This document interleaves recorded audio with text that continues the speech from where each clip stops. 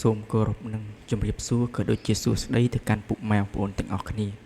ដែលនិយមចូលចិត្តតាមដាននៅវីដេអូតម្រុយឆ្នោតយួនប្រចាំថ្ងៃហើយក៏សូមស្វាគមន៍ពុកម៉ែបងប្អូនទាំងអស់គ្នាសម្រាប់ការចូលមកកាន់ការឲ្យតម្រុយឆ្នោតយួនរបស់ Channel តំបន់ឆ្នោតយើងខ្ញុំបាទថ្ងៃនេះ admin ក៏មានលេខតម្រុយហេងសម្រាប់ជជជុំម៉ែបងប្អូនទាំងអស់គ្នាសម្រាប់ត្រូវនៅថ្ងៃទី7 ខែ 6 2026នេះផងដែរ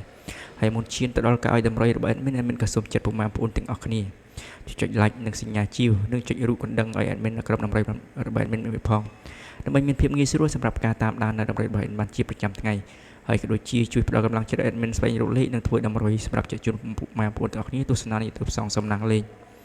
អញ្ចឹងកុំឲ្យពុកម៉ែបងប្អូនទាំងអស់គ្នារងចាំខាតពេលវេលាយូរចូលទៅកាន់សម្រាប់តម្រុយថ្ងៃនេះរបស់ admin ម្ដងទៅបាទសម្រាប់តម្រុយថ្ងៃនេះ admin មានចែកជូនពុកម៉ែបងប្អូនទាំងអស់គ្នាមានដូចជាខ្ទង់អូ2លេខហើយនិង3លេខបាទចំពោះលេខអូហើយមាន2គ្រាប់សម្រាប់ចែកជូនពុកម៉ែបងប្អូនទាំងអស់គ្នាមានដូចជា20កុដអូហើយនិង90អូបាទហើយនៅចំពោះ2លេខឲ្យមាន4គ្រាប់សម្រាប់ចែកជូនពុកម៉ែបងប្អូនទាំងអស់គ្នាមានដូចជា24 31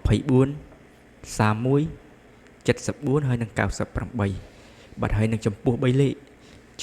ឲ្យមាន2គ្រាប់សម្រាប់ចែកជូនបងប្អូនទាំងអស់គ្នាមានដូចជា275គុណនិង876គុណបាទឥឡូវតម្រុយរបស់ admin សម្រាប់ថ្ងៃនេះក៏បានឈានមកដល់ទីបញ្ចប់ជាចុងក្រោយក៏សូមថ្លែងអំណរគុណដល់បងប្អូនទាំងអស់គ្នាដែលខំចំណាយពេលវេលាដ៏មានតម្លៃខំតាមដាននៅតម្រុយរបស់ admin តាំងពីដើមរហូតដល់ចប់ admin ក៏សូមជូនពរបងប្អូនទាំងអស់គ្នាដែលបានស្រឡាញ់និងពេញចិត្តនៅលេខតម្រុយរបស់ admin ផ្សងស្មាំង admin ក៏សូមជូនពរនឹងហេងចំទាំងអស់គ្នាអញ្ចឹង admin ក៏សូមគោរពនិងជម្រាបលា